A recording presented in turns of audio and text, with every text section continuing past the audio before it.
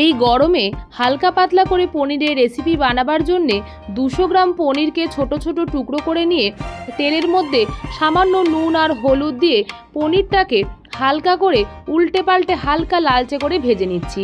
আর তারপরে ছোট ছোট করে ডুমো ডুমো করে কেটে রাখা আলুকেও হালকা করে ভেজে নিয়েছি। তেলের মধ্যে দিয়ে দিয়েছি টুকরো করে কেটে নেওয়া টমেটো, আদা গ্রেট করে দিয়েছি। আর একটু নাড়াচাড়া করে সমস্ত রকমের গুঁড়ো মশলাগুলোকে দিয়ে দিচ্ছি।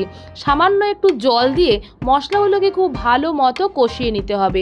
কষিয়ে নেওয়ার পরে ভেজে রাখা আলুগুলোকেও দিয়ে আবারও কষাতে হবে, যাতে আলু আর মশলা ভালো মতো কষে যায়।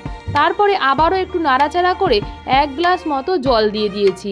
আর জল যখন ফুটে যাবে তখন আগে থেকে ভেজে রাখা পনিরগুলোকে দিয়ে হালকা হাতে একটু নাড়াচাড়া করে সামান্য একটু গরম মশলা ছড়িয়ে দিয়ে 2 মিনিট মতো লো আঁচে ফুটিয়ে নিলে রেডি হয়ে যাবে আলু পনিরের রেসিপি।